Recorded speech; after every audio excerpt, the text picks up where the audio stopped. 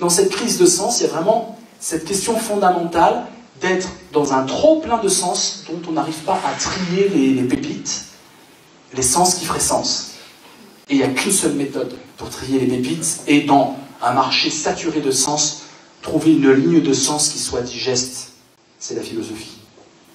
Tout le monde doit aujourd'hui devenir philosophe, c'est vital. Le gamin de 15 ans qui est sur Internet, s'il n'est pas philosophe, il se fera bouffer par Internet. Être philosophe au sens minimal du terme. Poser des questions et ne pas croire aux réponses qu'on vous donne, mais les remettre en question. La quête de sens, c'est pas en donnant du sens que je vais pouvoir en sortir, mais c'est en m'interrogeant sur les biens-fondés du sens qu'on me délivre à domicile sur les réseaux.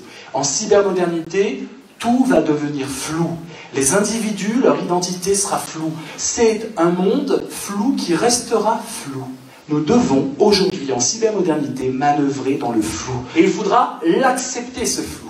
Surfer avec ce flou, danser avec ce flou, plutôt que de vouloir le fixer dans du sens préfabriqué, qui est évidemment l'absence de sens, parce qu'il n'a pas été interrogé philosophiquement préalablement. On cherche la crise en permanence parce que c'est notre régime. On marche à la crise.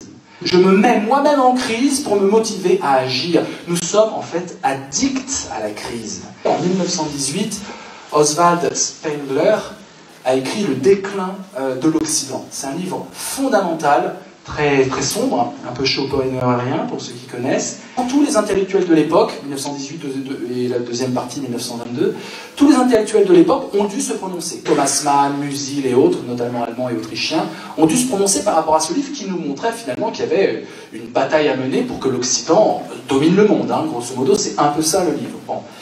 Alors, nous, on va être à l'opposé de ça. Nous devons vraiment nous méfier des marchands qui disent « vos crises, je peux les faire disparaître ». Elles ne disparaîtront pas, c'est ça la cybermodernité, c'est surfer dans la vague, même si elle nous submerge, c'est danser dans le chaos du monde, avec en gardant en ligne de mire une voie de justice et j'espère de fraternité. Je vous remercie infiniment.